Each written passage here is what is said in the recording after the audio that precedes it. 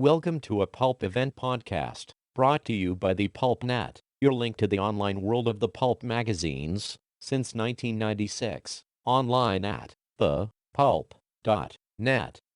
In this Pulp Event podcast, pulp art expert David Saunders discusses the thrilling adventures of Rudolph Belarski. David is a New York artist whose work has been collected worldwide in museums including the Museum of Modern Art, the Metropolitan Museum, and the Hirshhorn Museum. He has written numerous articles on American pulp artists and books on his father, Norman Saunders, Walter Baumhofer, and H.J. Ward. David also runs the website, Field Guide to Wild American Pulp Artists. PulpFests. Mike Chom co-introduces David. David Saunders, everyone knows, is the pulp community's leading expert on pulp art. He's got, he's a pretty smart guy. Norman Saunders' son and a talented artist in his own right. He painted our Muncie Award for us in 2009. But he is going to be talking about the pulp artist Rudolph Belarski, who did a substantial amount of work for standard magazines. David, all yours. Thank you. Is this mic on? Hello? Not on. Hello? Hello. Is that on? Yeah. Okay, so we're ready to go with PulpFest on Rudy Belarski. So, he was like one of the best pulp artists, paperback, men's adventure. He did slick stuff. This is like a cover from 1944, G-Men Detective. Death Stops the Coal.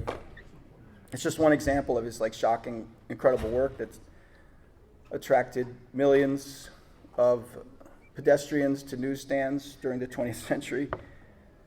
So, who is this guy? So this is where he was born. It's in DuPont, Pennsylvania. This is Pittston. This is DuPont.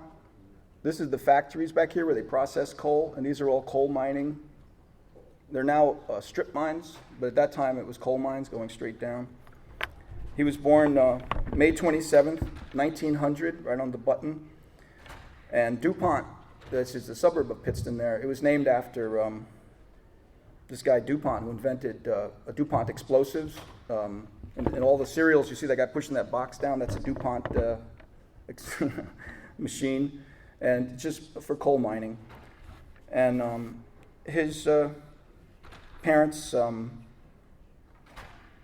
were young, and they came 2 years earlier and moved to Pittston and DuPont. They had two kids, Ted and Emil, and they were 6 and 7, the kids. So Rudy was the first guy in the family that was an American citizen. And then after him, his little brother Walter, and Hermione, Helen, and Veronica. So there were 7 kids in all in the family.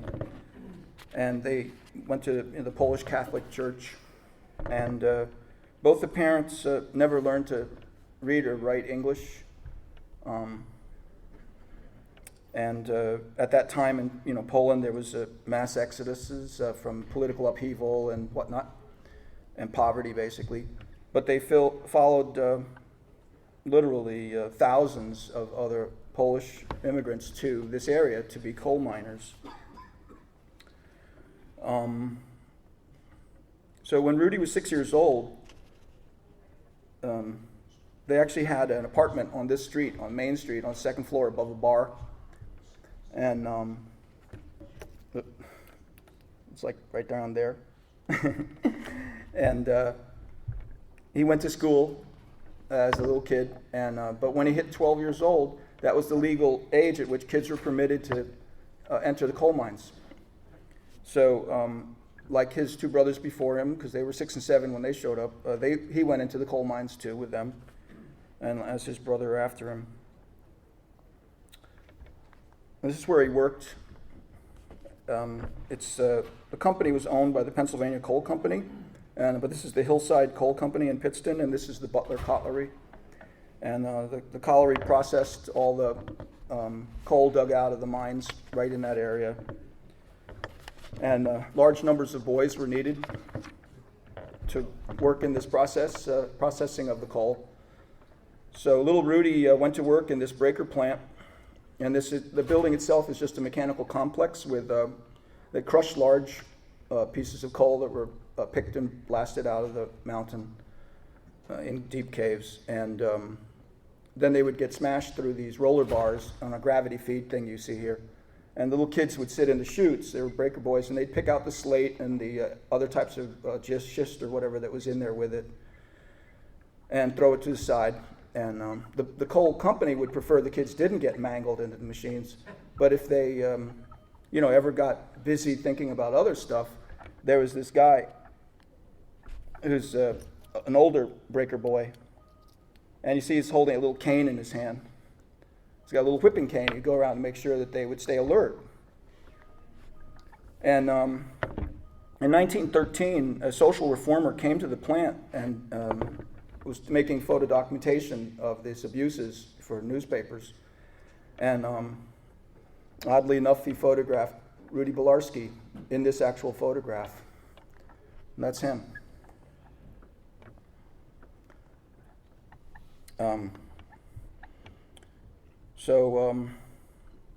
The only relief that he ever had from this incredible hardship, this sooty grind, was when his older brother Ted finally left the coal mines, and he started working for a newspaper printer in town, and he then put out his own little Polish newspaper, his older brother Ted, and he also started a Boy Scout troop with the idea that it would help the kids. So this is Ted right here, this older guy. This is Emil, his younger brother. These are their sisters, Hermione and Helen. Veronica's not in the picture. And this is Rudy. And Ted Belarski became a popular civic leader in the town, and his portrait still hangs in Town Hall of DuPont right now, having done stuff basically to help the Polish population. So Rudy really loved the Boy Scouts, and he developed a very sincere passion for camping and fishing. So these were formative experiences for him, obviously, as it would be for us. And he acquired this unusual habit of alternating intense periods of labor with, pastoral retreats to camping things. And he actually did it the rest of his entire life. It was almost no one I've ever met really does that. They might go when the weather's nice, go hunting or something, but he would literally start and stop, and go, usually by himself, into the woods. And he loved it. He was serious about it.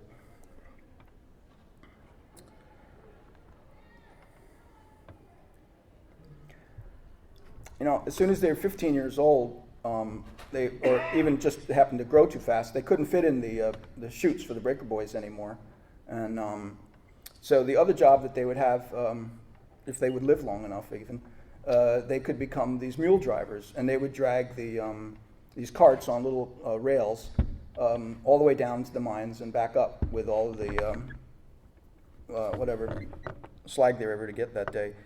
And this was pretty tough work, and they were just kids, and but they could walk in the mine without bending over because they were narrow shafts. So it's a perfect thing for teenage kids if they were slightly small.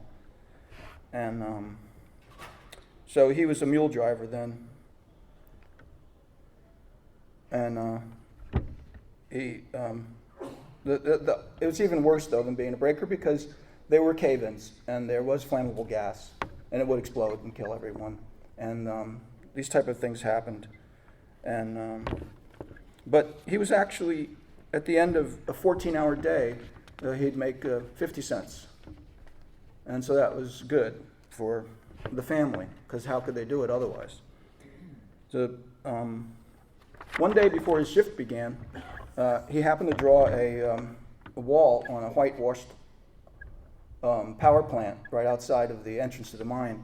And he drew a portrait of the mine superintendent. And the foreman of the mine was so impressed with this drawing, and everyone was too, the other kids and stuff, because he was an artistic little talent, that the foreman said, well, you should, instead of being a mule driver, we'll make you the sign painter, and you could do the safety signs all throughout the mine. So also, throughout the whole complex that they'd had, they needed safety signs. So he started doing that.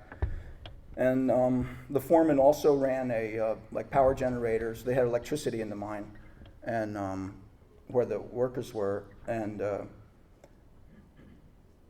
he learned to do like maintenance on hoists and compressors and generators and stuff, but also just to shovel coal into the fire-burned generator for the electric generator. And the foreman, realized he was not only had a knack for art, but also he was good at a mechanic and a real interest in machinery. Now there was a string of accidents that were popularized in the newspapers, and the Pennsylvania, which is a coal state, but they passed a law saying we need to have a Mine Safety Act, and so. The first thing they came up with was that the inspectors who were inspecting the mines should probably know something about safety, which up until then they hadn't. And of course they couldn't read, most of them, English or anything, so it's kind of hard to take the test. But this thing was developed called the International Correspondence Schools, ICS, of Scranton. And if you happen to like pulps, you might have seen ads for this company in a pulp at some point. And it was actually begun for this reason. So it had correspondence course. It was $3 a month for 2 years if you could take the correspondence course, and then you would be smart enough to pass the mine safety test so that you could become a mine safety inspector. And it was in response to the political thing of creating this mine safety thing that the school started. And they began to see that they could get requests from people saying, also, I want to know how to fix a compressor or something. So they said, well, we have that course too, just hold by. And so they began to add more and more courses. And so the boss got him onto that thing and gave him the application form or whatever. And he saw on it that it also says that you could study illustrating. It's like probably the last thing on the list. Somewhere over here, you could get like a illustration class thing too. And so he signed up for that with his own money. And so he was getting a second class as a young man. And he thought it was the greatest thing on earth. And by this time, in 1917, this comes from Adventure Magazine, and he's 17 years old, and he's subscribing to this thing at this time. They had over 2 million students around the world going to this Scranton school, which is just blossomed, it's a very profitable thing. And it has just appealed to anyone who wanted to pull themselves up by their own bootstraps. And that's pretty much Rudy. I can call him that because my dad and him were pals, but to you guys, he's Rudolph, okay? So that's Rudy. That's his younger brother, Walter, and that's Helen, Veronica, and Hermione. And that's his mom. And he's actually like about 5'2". He's actually quite small. The mom is really tiny. But, he was really interested in becoming a successful artist right away. And there's a great quote by him. He says, when I started out, I was really very green. I had heard that artists drew with charcoal, but I thought one was supposed to draw with big lumps of coal. But when the packets of art supplies arrived with the mail, there were these little sticks of vine charcoal, and then I understood. So you can just imagine this guy with coal up to his nose, right? In 1918, during the Great War, he was registered for the draft, and medium height, gray eyes, dark hair, flat feet. So he was luckily exempt from military service.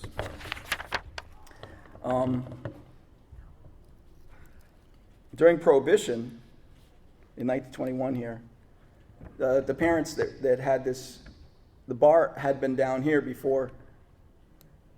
They lived up here. They made the bar was closed because it was Prohibition, but they made it into a soda parlor, and the soda parlor was even more profitable to them for some reason than the bar, and they were able to buy this Oldsmobile touring car, and that's Rudy right there. He's wearing sandals, which I still can't figure out, you know. It could be a Polish thing, because there was Polish kids in my school when I was a kid, and they wore sandals too. I don't know. Maybe it's a Polish thing. But right up here it says, here and over here, these are signs for this mom and pop business, and they say, you know, ice cream, cake, candy, cigars, tobacco, and groceries. And it occurs to me that that's him writing them, because he'd been studying lettering and sign painting for all his time. So it's kind of cool. It's an early Belarski right there. So here he is. He really enjoyed working at the plant, because now he wasn't, you know, coming home dirty every day, and he probably got more money and stuff. And when he finished his ICS course in mine safety, everything was rolling along smoothly for him, and it seemed like, you know, it's a pretty decent thing cooking for him. And they liked him, and they finally thought, well, we're going to make this guy a foreman someday, so we have to get him a little more training and to become what's called a certified plant engineer. And it was just another kind of title. And so they sent him to one of the best schools for engineering, which is the Pratt Institute in Brooklyn, which was a big mistake for them. So they expected this investment of his tuition to produce an indebted future foreman. So this is Pratt in those days.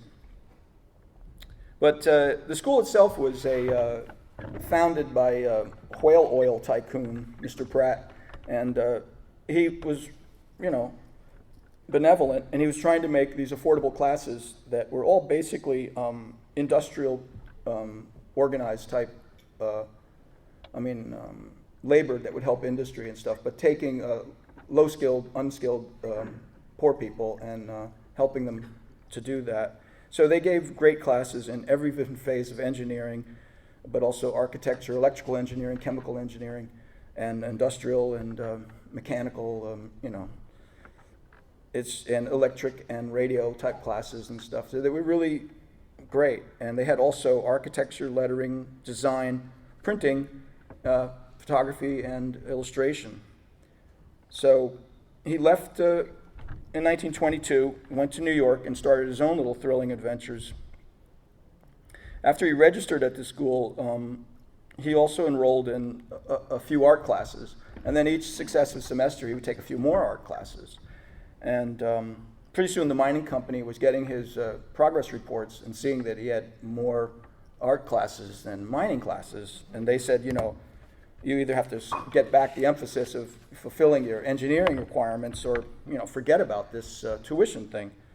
And Rudy said later that he wrote back to them and said, if you want to send me to art school, that's fine. Otherwise, forget it. But he was determined at that point, and maybe earlier. But from then on, he had to pay his own way through Pratt. So it took him like an extra 2 years. But he did it by taking odd jobs. Again, he painted signs, he was a waiter, and he taught classes at a home for homeless boys' school. And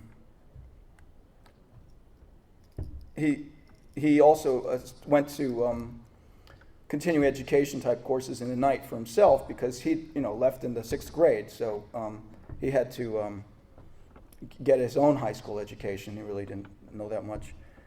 And he later made a joke and said that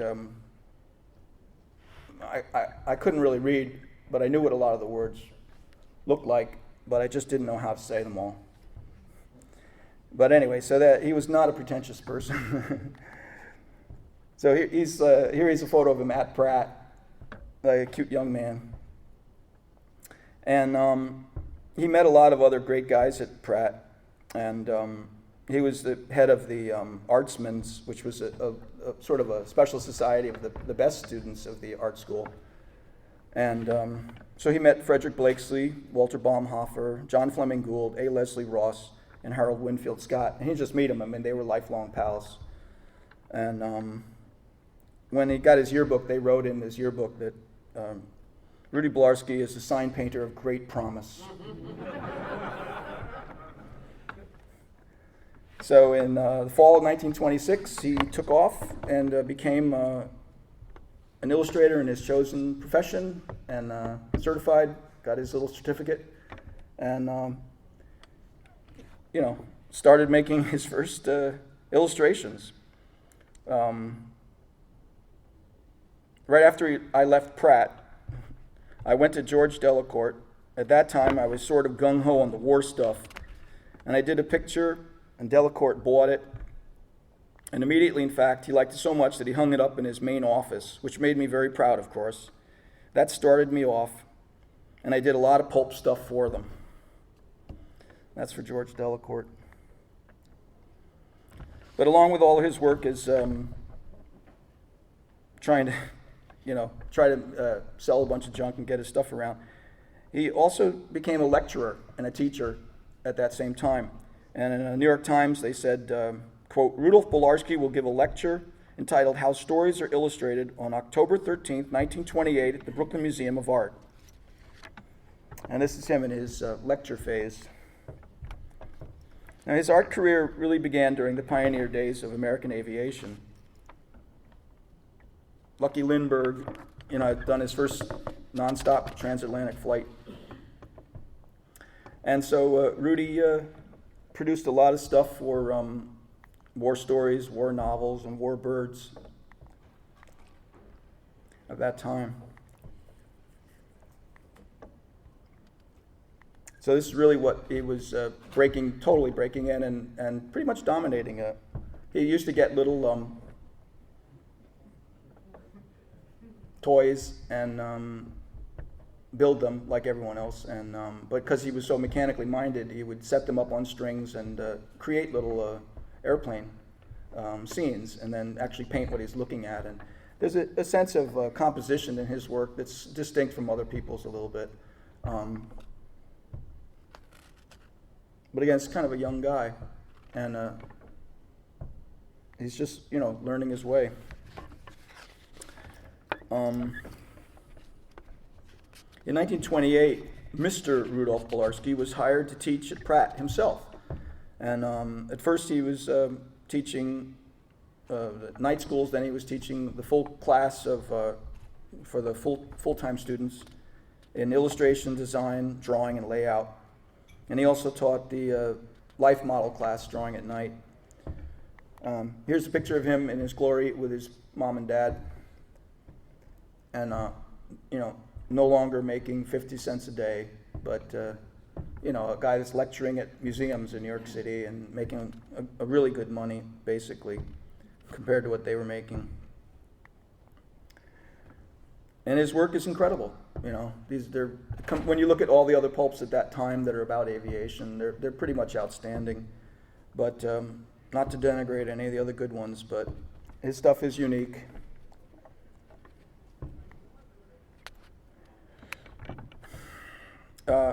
He basically outgrew his pigeonhole of just simply being a war aviation guy, and he began to do adventure, western, romance, sports and jungle stuff. And in 1935, he started working for Ned Pine's Thrilling Publications. But he also received assignments from Street and Smith and Frank Muncie, and all during this heavy work. He's teaching, he's doing a tremendous amount of covers. This is not a picture of him camping, this is just a picture of him visiting back in DuPont, but he would also go back camping right in the middle of this kind of thing. And he liked the best time to do it was when it was freezing cold. So he would go in the freezing cold into 10 feet of snow into Maine, and I don't know. And he would eat what he hunted and just like that, like an Indian or something. He was really like living off the land kind of thing, not just parking the RV or anything like that.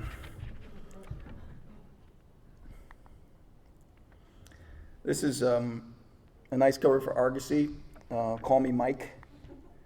And this is the check, $125 for Call Me Mike.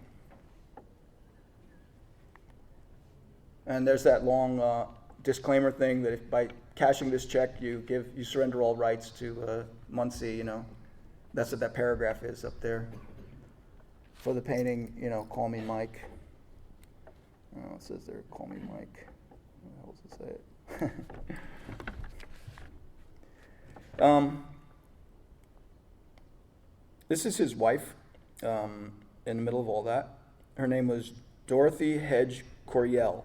They married August 3rd, 1937 in a civil ceremony in Manhattan. And that's her in this thing. That's her modeling for him. And these are 3 portraits of her.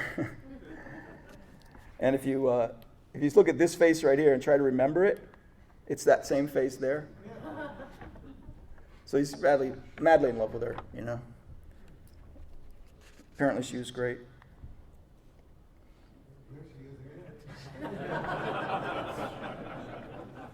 Mean people. There she is again. I love this cover. I always thought this was by Emmett Watson, who did a lot of work for them, and his signature looks exactly like this. And he was about 12 or 15 years older than Rudy. And I got my magnifying glass when I was like 20 or something, and I thought, what? That's Rudy Belarski. And I always thought it was by Emmett Watson, but Emmett Watson, the older artist, must have influenced the heck out of him, and because he's really getting great with composition and beautiful color combinations. This is really a very beautiful painting. No matter how you look at it, it's just it's excellent. It's like, I think it's great.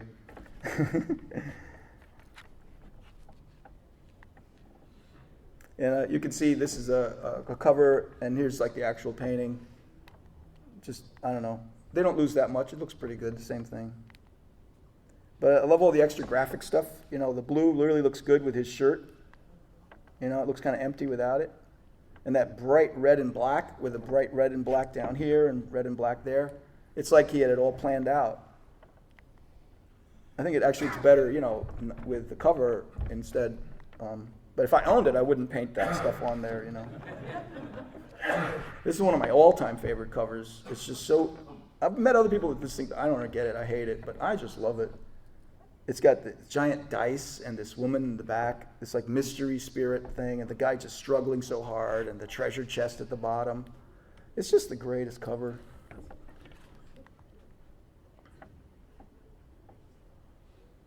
So he's working, for everything. He's just doing great. And, a lot of, these are all Muncie type covers. Synthetic Men of Mars. But here's the Thrilling.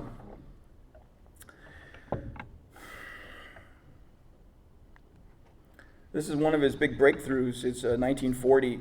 He did a slick illustration, and it's an excellent job for Liberty magazine. He went on and did plenty of other ones. So like Baumhofer, his classmate, Baumhofer got over into the slicks with Liberty at first and stuff also. And he was, making a good step up, getting out of the pulps a little bit. And then the war came. And after Pearl Harbor, I don't know if everyone's aware of this or not, but it's pretty neat. James Montgomery Flagg, the guy, who painted I Want You in the First World War, mobilized over 500 artists in America to join the USO program that would visit hospital wards and make drawings of wounded servicemen who were too ill to leave their beds. So, they could wheel them into a thing with Bob Hope, or they try to do something with the guys, like in their actual beds and stuff. And So Belarski signed up for this program along with Dean Cornwell, Charles Dana Gibson, Howard Chandler Christie. And at first he visited the East Coast hospitals, and there'd be like a sign in the lobby saying, Rudolph Belarski, artist illustrator, sketch today. Ward patients only. It's fun, it's free. And 1 week after D-Day, he received an overseas assignment, and before his departure, he made a giant batch of paintings for Thrilling, and then sailed for destinations unknown on a convoy through the North Atlantic. 20 days later, after most of the convoy had survived several U-boat attacks, his ship arrived in England, and he was assigned to a London hospital, which was surrounded by bombed-out buildings. And according to newspaper accounts at the time, having your portrait sketched by a USO artist can do wonders for picking up the spirits of hospitalized GIs. Doctors find that the portrait sketching has a great medical and therapeutic value. It speeds patients' recovery by cheering them. Knowledge that the portrait we sent back to the home front was also a great heartwarming feeling for them too. So Belarski dedicated himself to this program and remained in England for the duration, drawing wounded veterans, and made like 2,500 drawings of guys. After VE Day, he sailed back to America, and on the ship's manifest, he was listed as single, because by that time of this long separation, they had amicably divorced. So he was back in the USA after the war.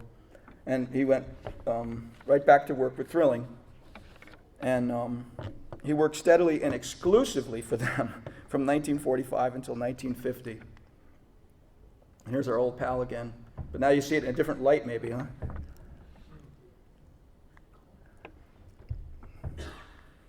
So these are incredible Thrilling covers that we think of the post-war period for Rudy Belarski.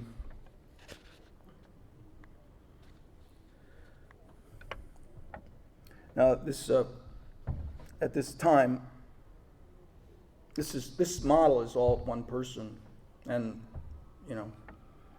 her name was Gladys Laddie Bell.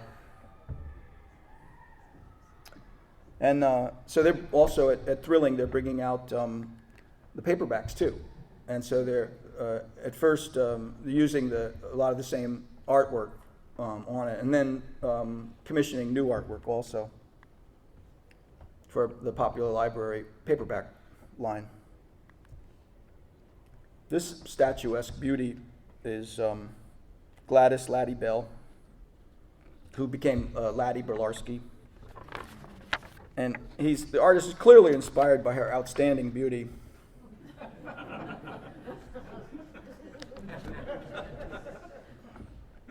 What the? But he refused to give up his unusual lifestyle of alternating periods of intense studio work with these camping trips, which she didn't want to go on. So he refused, and so the marriage ended in divorce, amicably, after less than 1 year. But we have all these great covers. Are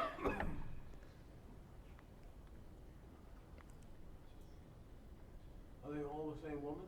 No, because he had to get a new woman.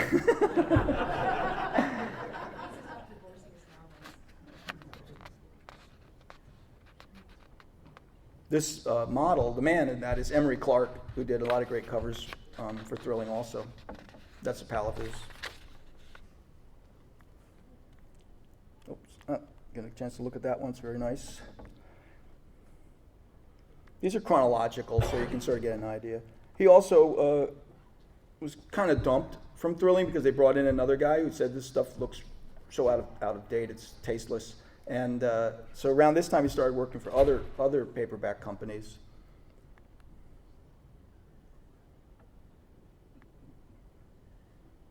And it's interesting, after he did all those years working in the wards, that he brought probably something extra to this type of cover.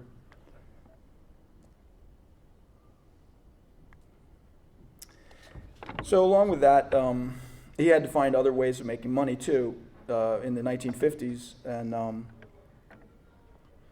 so like everyone, Norm Saunders, Walter Baumhofer, Raphael de Soto, A. Leslie Ross, George Gross, they were all great pulp artists that were working then for the Men's Adventure magazines, and about great outdoor sporting, fishing, and bullfighting type paintings.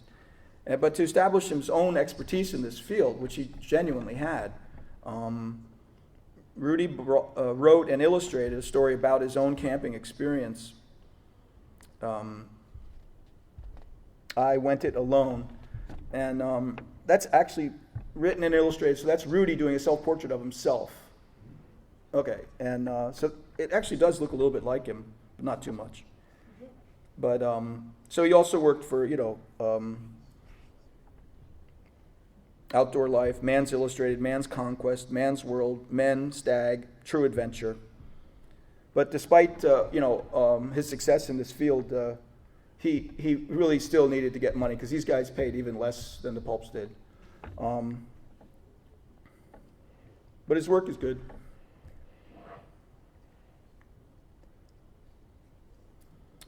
So Norman Rockwell was the popular spokesman for the famous artist school in Westport, Connecticut. And it's the 12 top guys at that time. You can see their list on there. It's like mainly it was Al Dorn came up with the idea. He was an advertising artist. Stephen DeHanis, Bob Fawcett, Harold von Schmidt, Al Parker, Austin Briggs, Johnny Whitcomb. So they were offering these courses, correspondence courses, just like Rudy had taken from ICS.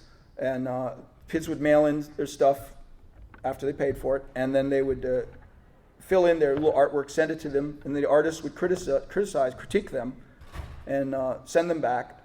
And they were, the 12 guys, but they also hired over 400 artists that were actually doing the genuine critiquing. It wasn't at all like an assembly line thing. It was a genuine one-on-one situation.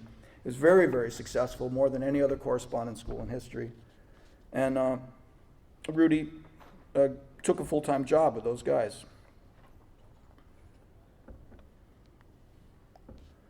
So this is Meet Your Instructor. It's like the little page that would go out to people that, happened to, just by lottery pick Rudy Belarski. I mean, they didn't pick him. He was just assigned to them. And he would be the guy that would be answering their stuff. Each time he would go in, he would take a stack of assignments and then bring them back home. And that was how it worked. They didn't do anything really at the school in Westport, Connecticut. But every time he came in, there was a receptionist named Bobby Jean Holzenhausen, and she had been a Radio City Music Hall Rockette, and which is the most famous kick line in show business. And he used to always, she thought he was just a wolf because he would always make a pass at her every time he went in there, and he probably was. And but he had such persistence and such good humor and such charm that she told me it really paid off because we got married in 1960, and he did this nice painting of her. So that's Bobby Belarski, and she's still alive. And it's one of his last 3 or 4 paintings. But he retired from painting. This is a party during the summertime at the famous artist school. And the school was going through trouble, and it was less and less viable for people to even want to be illustrators. So the school was like running out of steam, and they began shutting down. So he shut down with them in '72, and like a lot of guys, my dad and Walter Baumhofer and stuff, he just began to paint landscapes for his own amusement and